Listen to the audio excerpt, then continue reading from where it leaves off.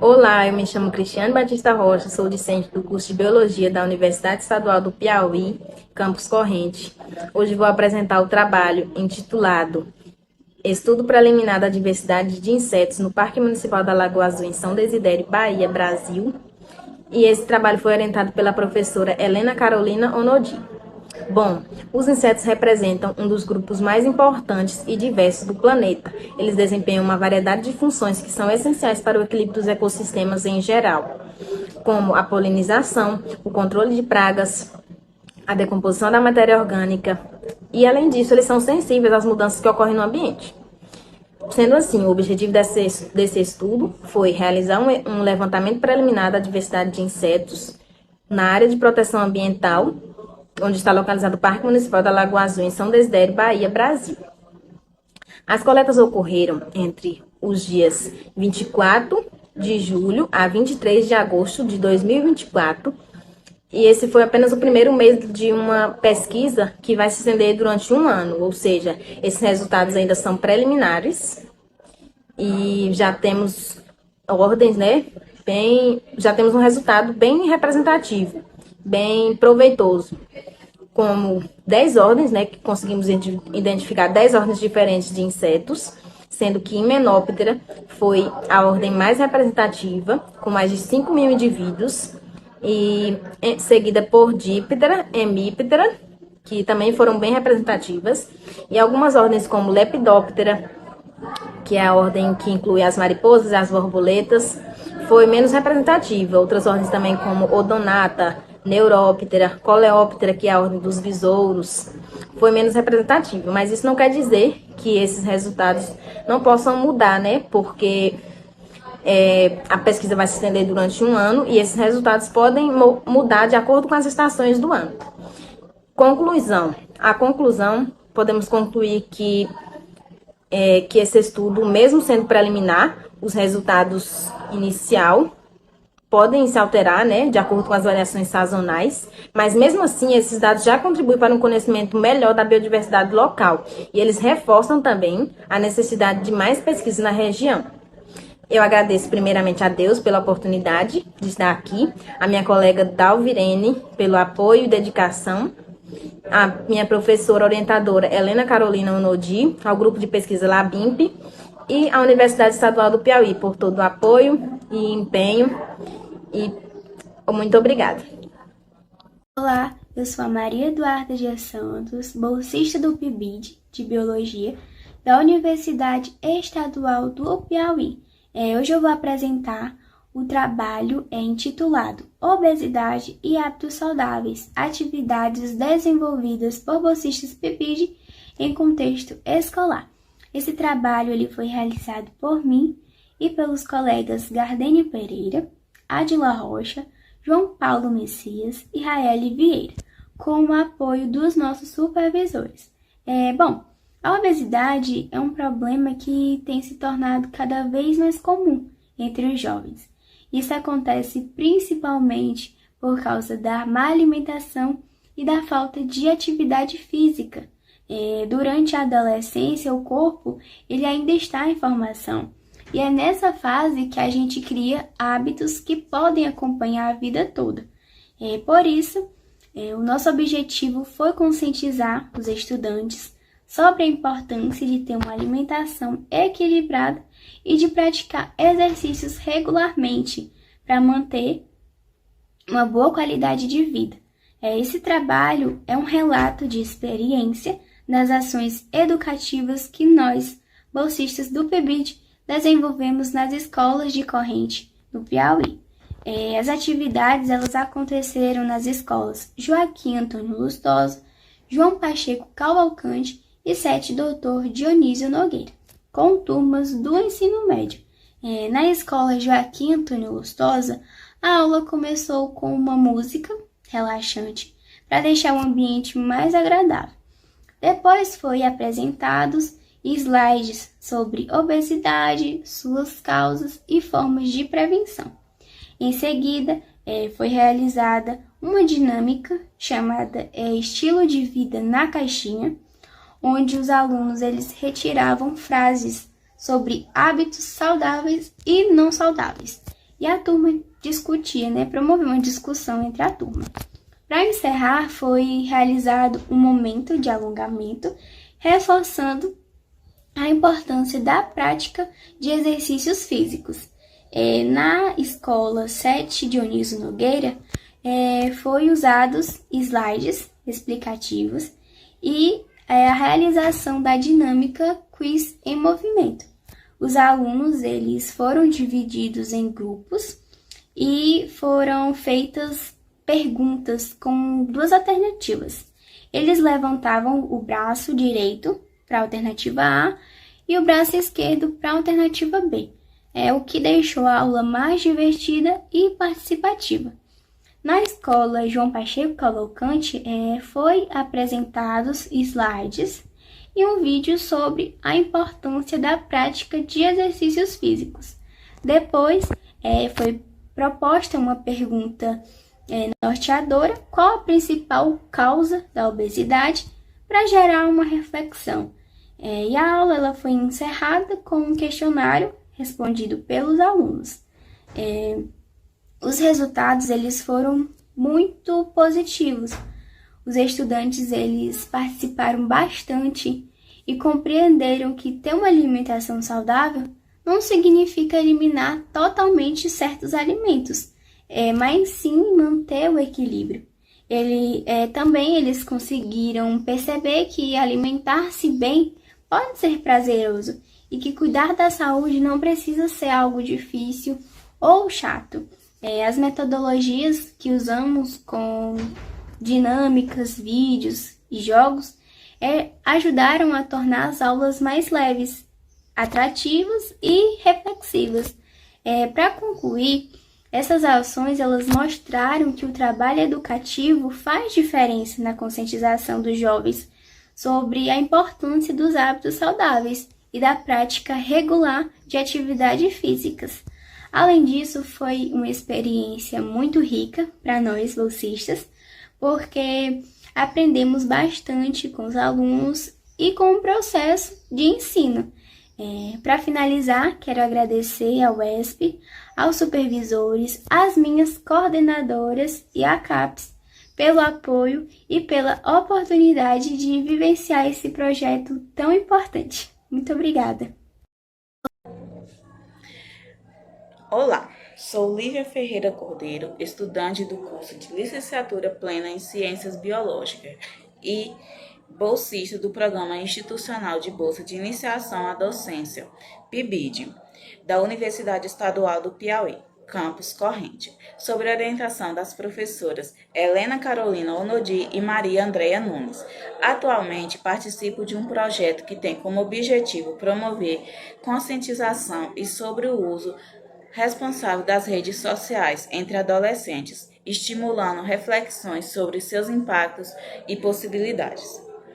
Hoje venho compartilhar com vocês um pouco da nossa experiência e dos resultados das atividades desenvolvidas nas escolas no município de Corrente, mostrando como a educação digital pode contribuir para o uso mais crítico, ético e saudável das redes sociais. As redes sociais fazem parte do cotidiano dos adolescentes e trazem muitas possibilidades de aprendizado. No entanto, o uso excessivo ou sem cuidados pode causar problemas, como a exposição exagerada e a propagação de informações falsas e impactos à saúde mental. Pensando nisso, desenvolvemos uma ação educativa voltada para o uso consciente e seguro das redes sociais. O objetivo deste trabalho foi conscientizar adolescentes sobre os riscos do uso indevido das redes sociais e estimular posturas críticas responsáveis no ambiente digital. As atividades foram desenvolvidas pelos bolsistas do PIBID de Biologia da Universidade Estadual do Piauí, Campus Corrente, em 2 escolas estaduais do município. Foram realizadas aulas interativas e dinâmicas com as turmas de ensino médio, abordando temas como fake news, segurança digital e saúde mental. Durante as ações, usamos dinâmicas em grupos, discussões orientadas e apresentações de dados para incentivar as reflexões dos alunos sobre o uso das redes sociais. As atividades tiveram uma boa participação dos alunos, que demonstraram interesse e envolvimento durante as dinâmicas e discussões. Foi possível perceber que muitos desconheciam os riscos do uso indevido das redes sociais, como exposições excessivas e compartilhamentos de informações falsas. Após as ações, os estudantes mostraram maior conscientização sobre segurança digital a respeito de uso das redes, além de refletirem sobre a importância de manter um equilíbrio entre o mundo virtual e real. Esses resultados mostram que trabalhar a educação digital nas escolas é uma forma eficaz de promover o uso responsável das redes sociais. O trabalho mostrou que as ações educativas sobre o uso responsável das redes sociais despertam o interesse dos adolescentes e contribuem para uma reflexão mais crítica sobre os seus hábitos digitais. Os resultados reforçam a importância de inserir a educação digital no ambiente escolar e ajudando os jovens a fazerem o uso mais seguro, consciente e equilibrado das redes sociais. Agradecemos à Universidade Estadual do Piauí, UESP, e ao Programa Institucional de Bolsa e Iniciação à Docência, PIBID, Biologia, pela oportunidade de desenvolver este projeto. Estendemos aos nossos agradecimentos aos professores e supervisores das escolas participantes pela parceria acolhida durante as atividades. E, por fim, aos alunos que participaram com entusiasmo e contribuíram para o sucesso das ações. Olá, senhoras e senhores, me chamo Thaís Santos Souza e apresento o trabalho Bingo da Evolução como ferramenta lúdica no ensino médio, feito e apresentado pelos demais autores Bruno da Silva Oliveira e Natasha Gomes Lima, supervisionado pela professora Maria Gracelli Paiva Nascimento e coordenado pela professora Maria da Conceição Sampaio, também coordenadora do PIBID. É perceptível que o ensino da biologia no ensino médio, especialmente temas abstratos como evolução biológica, enfrenta desafios.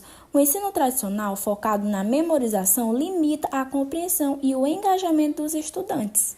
Nesse contexto, as metodologias ativas e lúdicas surgem como uma alternativa, buscando tornar o aprendizado mais dinâmico e significativo, o que nos levou ao objetivo deste trabalho. O objetivo central é relatar a aplicação do Bingo da Evolução.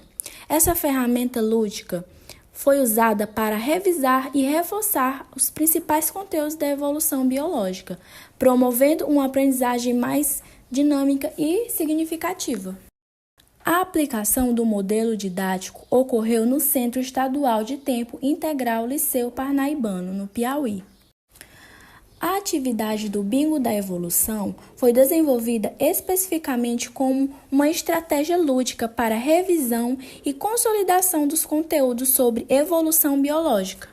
Para a aplicação, utilizamos materiais simples, como pedras de bingo para marcar as perguntas, folhas de papel A4 com uma cartela de bingo e uma lousa para mostrar as respostas sorteadas. Para a aplicação, os pibidianos conduziram todo o processo, com supervisão da professora supervisora. Cada aluno recebeu uma cartela com 9 termos-chaves, no qual a cada pedra de bingo sorteada corresponderia ao número de uma pergunta, que seria lida em voz alta pelos pibidianos. As cartelas foram feitas no aplicativo Canva, no qual foram feitas 40 cartelas com termos em ordem diferente para cada cartela. Nessa imagem mostra o modelo pronto já impresso em papel A4. Observou-se a assimilação do conteúdo. Os alunos conseguiram responder às perguntas e marcar suas respostas, compreendendo conceitos. Além disso, a atividade proporcionou um estímulo multissensorial. Os alunos mostraram interesse e participação durante todo o período de aplicação.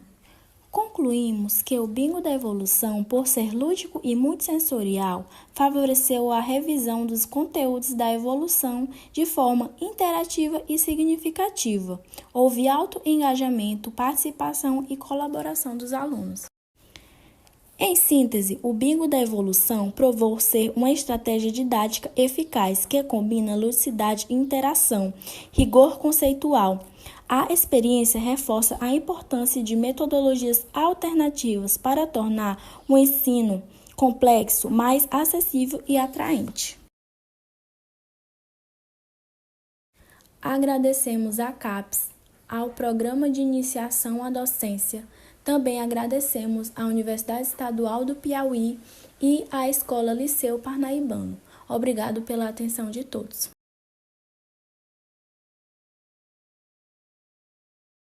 Olá a todos, meu nome é Paloma Amorim Pimentel, sou estudante da Universidade Estadual do Piauí, a UESP. Hoje vou apresentar o trabalho intitulado Monitoria em Máquinas, Motores e Mecanização, uma análise da percepção docente, desafios e sugestões para o ensino, que foi realizado em conjunto com meus colegas Giovana da Silva Santana, Lara Rejane Alves da Silva, Dionelton Guerra do Macedo, Juliana da Silva Barros e orientado pela professora Lisandra de Souza Luiz Duarte. Nosso trabalho investiga como podemos melhorar o ensino de uma das disciplinas mais importantes da agronomia, a de máquinas e motores. A disciplina de máquinas, motores e mecanização é fundamental. Ela prepara o aluno de agronomia e zootecnia para lidar com a tecnologia do campo. No entanto, nós percebemos que muitos alunos chegam nessa matéria sentindo que sua base de conhecimento é fraca. Como vocês podem ver aqui no gráfico,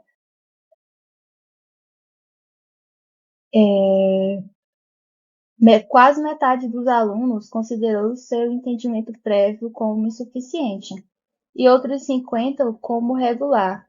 Isso é um sinal de alerta para nós. Para tentar resolver isso, existe a monitoria, que é um apoio de aluno para aluno. Então, nosso objetivo principal com este estudo foi duplo. Primeiro, queríamos examinar qual era a real contribuição dessa monitoria e, segundo, queríamos analisar quais eram os maiores desafios que os alunos enfrentavam na opinião deles mesmos. Para fazer essa análise, nós precisávamos ouvir os alunos. A nossa metodologia foi aplicar um questionário online direto e objetivo para 26 estudantes, tanto do curso de agronomia quanto do curso de zootecnia, que participavam ativamente da disciplina. Esse questionário ele tinha perguntas sobre hábitos de estudo, a dificuldade e a avaliação que eles faziam do programa. Depois de analisarmos as frequências das respostas para identificar os padrões e as necessidades de melhoria. E os nossos resultados trouxeram revelações muito importantes. Primeiro, descobrimos que a maior dificuldade dos alunos não é o conteúdo ser difícil. Como vocês podem ver aqui, o maior vilão é a falta de tempo. Segundo eles, foi citado por mais da metade deles, e isso reflete o hábito de estudar apenas na véspera das provas. E segundo, quando perguntamos os que eles realmente precisavam para aprender, a resposta foi clara. Eles disseram que precisavam de prática. Como vocês podem ver aqui no gráfico, quase 85% deles disseram que queriam mais atividades aplicadas em propriedades rurais. Eles querem ver máquinas funcionando. Além disso, metade deles pediu mais listas de exercícios resolvidos. Mas o terceiro achado foi o mais crítico, e é sobre pessoas. Embora a maioria ache a monitoria positiva, quase 40% dos alunos admitiram que não se sentem totalmente à vontade para procurar o monitor e tirar suas dúvidas. Isso sinaliza uma clara barreira de comunicação que precisamos derrubar. Com isso, as nossas conclusões são que a monitoria é sim uma ferramenta valiosa e gratificante. Porém, para ela atingir o seu potencial máximo, os esforços futuros devem se concentrar em duas frentes.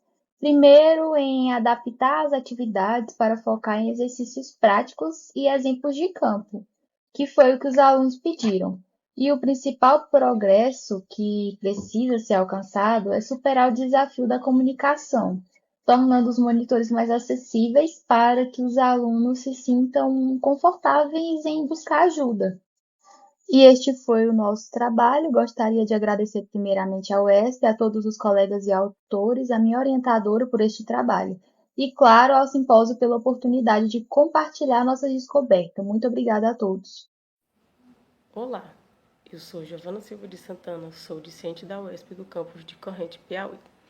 E hoje, para o simpósio, eu vou apresentar o trabalho que tem por título A Importância da Monitoria, Dificuldades e Estratégias de Melhoria para os Discentes.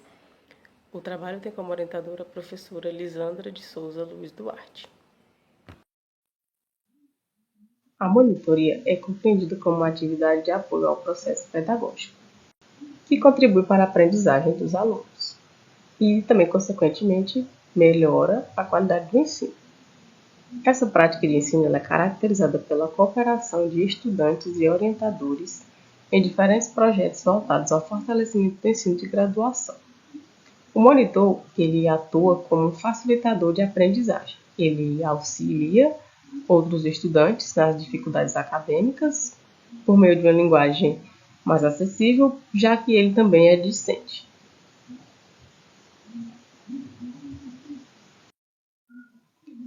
Objetivou-se nesse trabalho analisar a importância da monitoria no processo de ensino-aprendizagem, identificando as principais dificuldades enfrentadas por discentes e monitores e propondo estratégias para aprimorar o apoio pedagógico e institucional oferecido aos alunos. O presente estudo possui abordagem qualitativa e descritiva apoiada em pesquisa bibliográfica e empírica.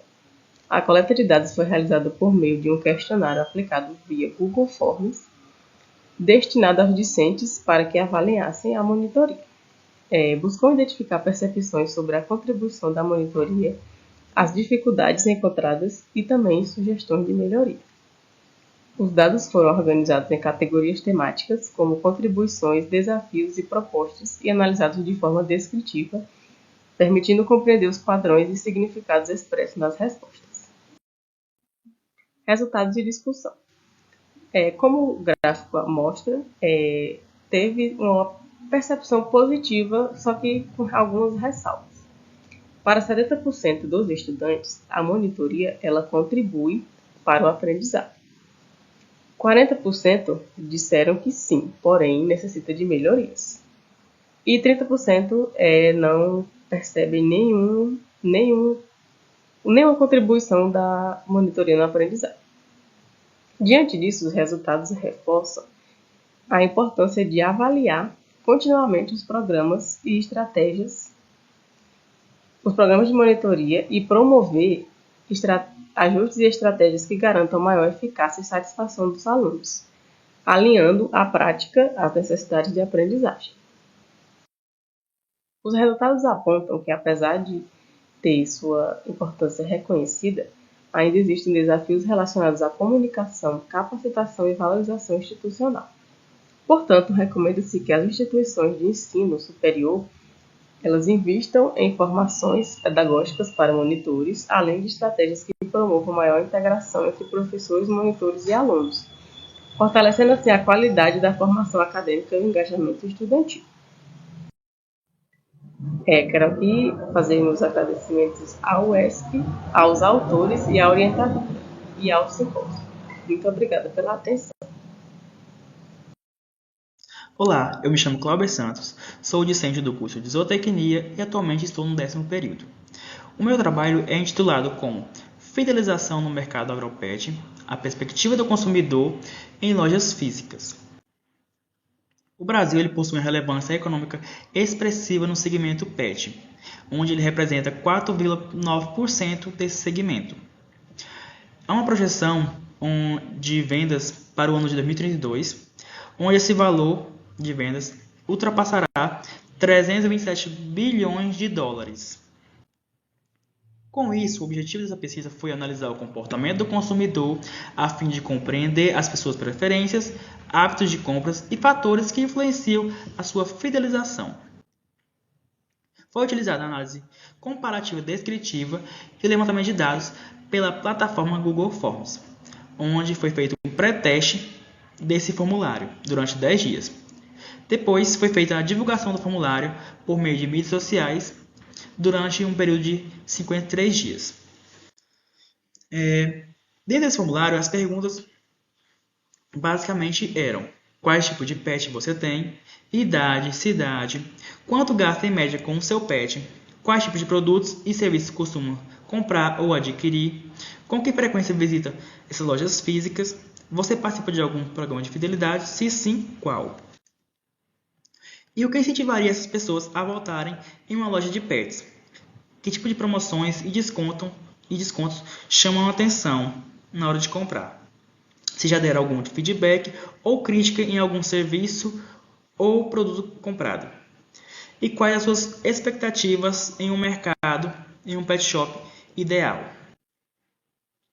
A maioria das pessoas declarou que possui como pet cachorro, seguido por gato, aves, roedores e outros.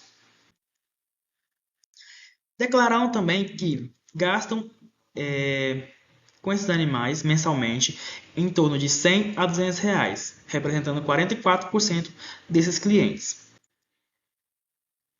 E o tipo de produtos e serviços mais consumidos dentro de um pet shop, segundo os declarantes, foi ração e alimentos, seguida por medicamentos e suplementos. A frequência de visitação em pet shops pelos respondentes se dá que eles visitam mensalmente esses pet shoppings e que eles preferem serem atendidos por pessoas que possuem conhecimento técnico sobre os produtos e serviços prestados, assim como agilidade e eficiência e preços competitivos. E qual seria a motivação de retorno a um pet shop segundo esses respondentes? Segundo eles, as promoções frequentes é o que chama mais atenção, o que mais motiva essas pessoas a voltarem, seguido pelo atendimento personalizado. E as melhores condições para esses clientes seriam descontos em produtos de alta demanda, como ração e medicamentos. A maioria desses clientes deixaram de frequentar esse pet shop devido à falta de competitividade de preços.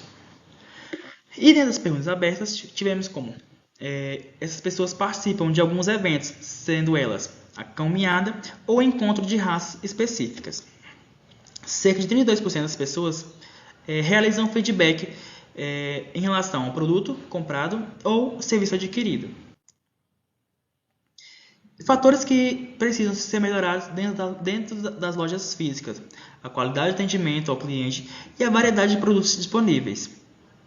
O pet shop ideal para esses clientes seria uma qualidade no atendimento e uma variedade de produtos disponíveis, assim como atendentes bem preparados e treinados. E como eles gostariam de ser tratados em um pet shop? Todos responderam que com educação, simpatia, paciência e atenção, assim como um atendimento eficiente e ágil. Dessa forma, então, as lojas físicas, para se manterem competitivas diante do e-commerce, as lojas devem priorizar preços justos, promoções frequentes e um atendimento técnico especializado, que gere confiança e proximidade com o consumidor. Quero agradecer à minha orientadora pelo trabalho fornecido.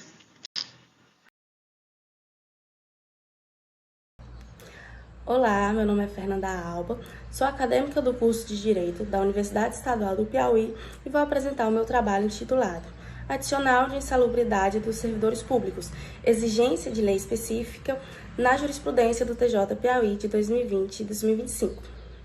Esse estudo ele surgiu do interesse em entender o porquê, mesmo existindo normas gerais sobre o adicional de insalubridade na Constituição Federal e na norma regulamentadora de número 15, muitos servidores públicos ainda enfrentam dificuldades para receber esse direito. O adicional de insalubridade ele é um benefício garantido a quem trabalha exposto a agentes nocivos, agentes químicos, agentes físicos, biológicos, como produtos químicos, ruídos ou situações que prejudiquem a saúde. No entanto, no serviço público, há uma discussão sobre a necessidade de uma lei específica, municipal ou estadual, para que esse pagamento ele seja autorizado.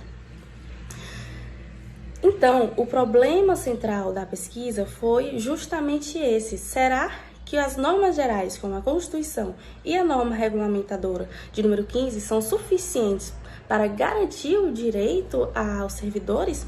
Ou o Tribunal de Justiça do Piauí entende que precisa haver uma lei específica para cada caso? O objetivo desse trabalho foi analisar como o Tribunal de Justiça do Piauí tem decidido sobre esse assunto do período de 2020 a 2025. A metodologia foi realizada uma pesquisa bibliográfica consultando livros, artigos e materiais jurídicos que tratam do tema do adicional de insalubridade. Além disso, foi feita uma análise jurisprudencial estudando decisões do Tribunal de Justiça do Piauí dentro do período de 2020 a 2025. Como método, foi utilizado o indutivo, partindo de uma análise de casos concretos e específicos para chegar a conclusões mais amplas sobre como o Tribunal de Justiça tem interpretado essa questão. Como resultado, com base nas decisões analisadas, foi observado que o Tribunal de Justiça do Piauí, em geral, entende que o pagamento do adicional de insalubridade só é possível se haver uma lei específica para que o autorize. Ou seja, mesmo que exista a Constituição e a norma regulamentadora de número 15, reconhecendo o direito, o tribunal ele tem se apoiado no princípio da legalidade para exigir uma norma local. Esse entendimento, apesar de seguir a lógica da legalidade, ele vai acabar limitando a efetividade dos direitos fundamentais, como a saúde, o direito à saúde e a dignidade do trabalhador. Por fim, conclui que o posicionamento do Tribunal de Justiça do Piauí ele é bastante restritivo, pois condiciona o pagamento a uma lei específica, o que pode deixar muitos servidores sem receber o adicional, mesmo trabalhando em condições insalubres. É importante haver uma harmonização entre o princípio da legalidade e a proteção dos direitos fundamentais, garantindo que a falta de uma lei não impeça o reconhecimento de um direito que está comprovado. Por fim, quero agradecer ao professor Júlio pela orientação e contribuição com sugestões e discussões sobre o tema. Obrigada.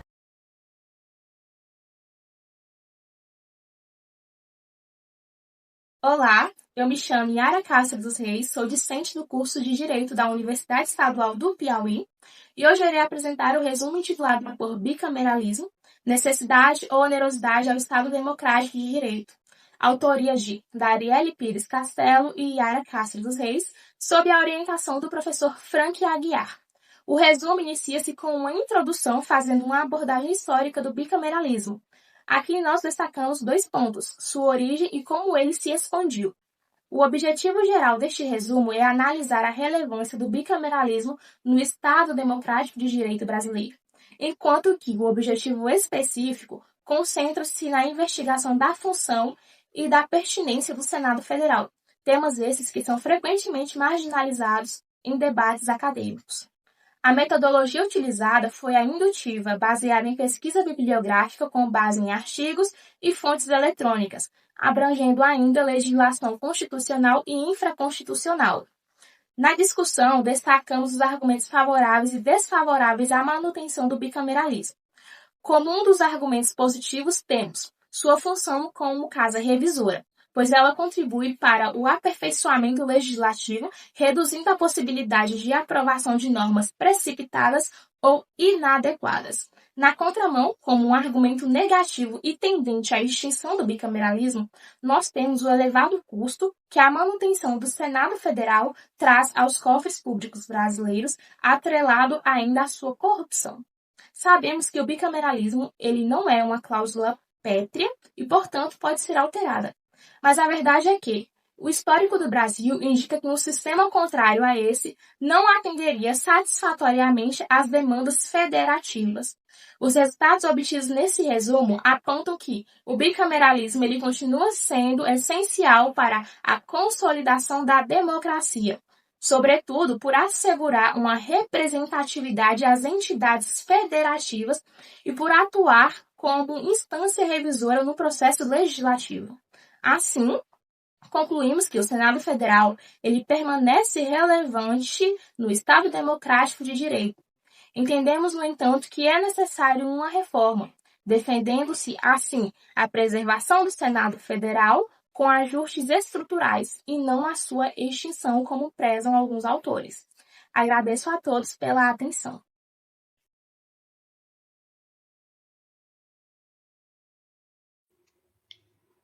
Olá, sou Joel Sivaldo, acadêmico de Direito do 8º Bloco da Universidade Estadual do Piauí, campus Corrente.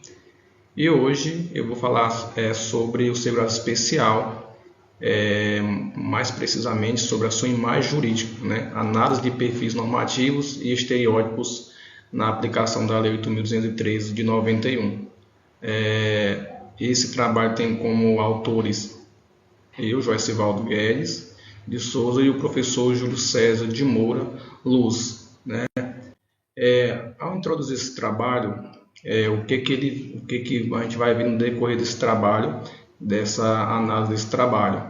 A gente foi feita uma análise da imagem jurídica do segurado especial. Então, melhor dizendo, se o segurado especial ele tem cara, se ele tem um perfil, se ele tem um biotipo, né? A gente vai vendo durante se ele tem uma representação social e estigma, né? Então, se ele tem realmente cara conforme a lei.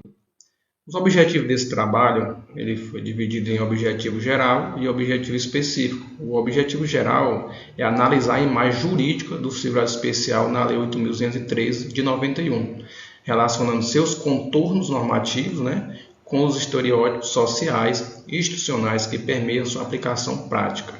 E os objetivos específicos, ele está em examinar o conceito e os requisitos legais do segurado especial conforme a Lei 8.213 de 91. Né? Então a gente investigou na doutrina, na jurisprudência e construiu um perfil jurídico dessa categoria. Então o nosso objetivo aqui é mostrar que o segurado especial ele não tem cara, né? Ele não tem um perfil jurídico. Nosso objetivo é esclarecer que a lei deixa bem claro que o segurado especial ele não tem cara. A metodologia que a gente usou nesse trabalho foi uma pesquisa do método dedutivo com abordagem qualitativa e exploratória, né? Fundamentada em pesquisa biográfica e documental. Foram utilizados também como base a Constituição de 88 e a Lei 8.213, que é a Lei de Benefício, né? Doutrinas previdenciárias, né? Especializadas em direito previdenciário, e também jurisprudência dos tribunais superiores, no STJ e a TNU. Resultado de discussão. O resultado é como eu falei no início, ao introduzir esse trabalho. Os resultados que a gente viu foi resultados que divergem muito do que a lei fala, do que a lei, o que está legal, está positivado, que tem várias decisões que divergem. Em que sentido? Eles querem, alguns magistrados, eles informam algumas decisões que segurado especial ele tem que ter um biotipo, ele tem que ter uma cara, ele tem que ter condições mesmo de miserável, ou seja, miserabilidade, roupa rasgada, mão calejada, rosto queimado de sol. Então, algumas decisões são nesse sentido, que vai de encontro o que a lei fala, né? E a discussão é nesse sentido, que a lei fala uma coisa, as decisões estão indo de contramão a essa lei, que é a Lei 8.213 de 91. As conclusões é que, conforme esse trabalho, no decorrer desse trabalho, foi verificado que existem várias decisões que os magistrados, algumas decisões, querem traçar o perfil, o biotipo do segurado especial. E segurado especial, conforme a Lei 8.213, ele não tem cara, ele não tem biotipo. Ele tem o quê? Direitos, que muitas das vezes são esquecidos, não são respeitados, né, com base na Lei 8.213. Meu agradecimento aqui vai para o meu professor Júlio, meu orientador desse trabalho. Bom dia, boa tarde, boa noite. Me chamo T. Fischer Anderson Soares e Souza. Sou acadêmico do curso de Direito na UESP, Campus Corrente. Sob a orientação do professor Frank Aguiar Rodrigues, venho aqui falar um pouco sobre minha pesquisa, que se intitula A Importância da Rede Familiar na Sucessão Hereditária. Um dos grandes problemas que aflige as famílias brasileiras no tocante à sucessão hereditária é justamente ao longo da transferência dos bens durante esse processo. Geralmente acontece em causa-morte. A Rede Familiar é uma empresa que é criada justamente com esse objetivo de centralização desses bens dentro dessa empresa, onde são repassados para os herdeiros através de cota e ações. O objetivo geral dessa pesquisa é investigar como a constituição da Rede Familiar pode ajudar as famílias nesse processo de preservação e conservação do patrimônio durante esse processo de sucessão. Com objetivos específicos, investigamos sobre vários aspectos, sobre o papel da holding, o prejuízo de você optar pelo método tradicional, entre outros. A metodologia utilizada foi uma abordagem dedutiva, qualitativa e exploratória, onde também se utilizou de uma revisão sistemática e documental dos principais artigos, códigos e jurisprudências recentes sobre o tema. Os resultados da pesquisa foram bastante promissores, uma vez que mostrou uma diferença considerável e uma manutenção de patrimônio durante esse processo de transferência. Em muitos casos, dependendo do valor patrimonial das famílias, pode-se ter uma economia de até 40% de impostos a menos a se pagar durante esse processo, uma vez que a Rede Familiar acaba eliminando vários custos, como principalmente o inventário, que em muitos casos acaba corroendo de 10% até 40% do patrimônio familiar durante todo esse processo, principalmente se for um inventário judicial, que é aquele inventário mais demorado, que pode acarretar inclusive bem mais custos, como taxas de cartório, perícias e etc. E concluiu-se nesse trabalho que a holding familiar ela é uma ferramenta essencial para as famílias durante esse processo, uma vez que ela oferece menos custos, você paga tem menos do seu patrimônio dilapidado, paga menos impostos, além de favorecer o planejamento sucessório e o principal, que é evitar os litígios familiares durante esse processo. Olá, meu nome é Keliane Medeiros Brandão, sou estudante do curso de Pedagogia no campus Deputado Jesualdo Cavalcante e hoje eu tenho a alegria de apresentar o trabalho intitulado Educação Superior, Financiamento e Desenvolvimento Sustentável no Brasil, orientado por Liliane Pinheiro Rodrigues. Nesse estudo, buscamos compreender de que forma o financiamento estudantil contribui para a inclusão social e para o desenvolvimento sustentável do país. A educação superior é um dos principais instrumentos para promover a equidade social e o desenvolvimento sustentável. Programas como o Fundo de Financiamento Estudantil, FIES, e o Programa Universidade para Todos, ProUni, são essenciais para ampliar o acesso de estudantes de baixa renda e formar cidadãos comprometidos com a transformação social. O objetivo desse trabalho foi analisar o impacto desses mecanismos de financiamento na inclusão de grupos historicamente marginalizados e na promoção de práticas sustentáveis entre os ingressos do ensino superior. Buscamos avaliar o perfil socioeconômico dos beneficiários, observar a relação entre o financiamento recebido e o engajamento dos estudantes em ações sustentáveis após a formação e compreender como esses programas contribuem para reduzir desigualdades. Para isso, adotamos uma abordagem quantitativa e qualitativa, combinando análise documental de legislações e dados oficiais dos últimos 10 anos, com entrevistas semi-estruturadas aplicadas a estudantes beneficiados pelos programas de financiamento. Os dados quantitativos foram analisados com estatísticas descritivas, enquanto as afirmações qualitativas passaram por análise de conteúdo, permitindo uma compreensão ampla do impacto desses programas na vida dos estudantes e na sociedade. Os resultados indicam que, entre 1999 e 2023, o ProUni beneficiou aproximadamente 3,4 milhões de estudantes, incluindo quase 600 mil bolsistas matriculados em mais de 1.800 instituições privadas de ensino superior em todo o Brasil. Dados do Censo da Educação Superior mostram que houve um crescimento significativo no número de instituições e de estudantes matriculados no ensino superior privado durante esse período. A pesquisa também revelou que o FIES se consolidou como um importante mecanismo de acesso, especialmente no setor privado, ampliando oportunidades para estudantes de baixa renda. Quando bem estruturados e acompanhados de políticas de suporte pedagógico e psicossocial, esses programas contribuem para a inclusão de grupos historicamente marginalizados e estimulam o engajamento dos ingressos em práticas sustentáveis comunitárias após a formação. Além disso, os beneficiários ampliam suas oportunidades de desenvolvimento pessoal e profissional, reforçando o papel do financiamento educacional como estratégia de transformação social.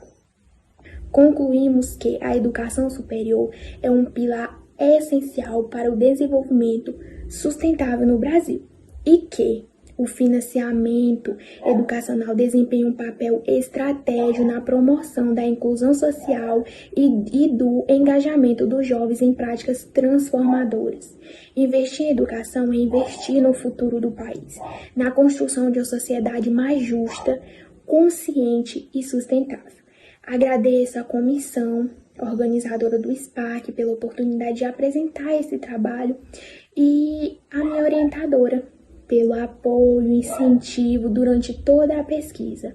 Muito obrigada. Olá, sou Letícia Silva Rodrigues, formadora da Secretaria Municipal de Educação em Palmas, Tocantins. Apresento o trabalho intitulado Novas Práticas Pedagógicas na Educação Infantil e o Papel do Brincar, selecionado para o Seminário de Produções Científicas SPAC. Essa reflexão surge da necessidade de repensar as práticas na educação infantil.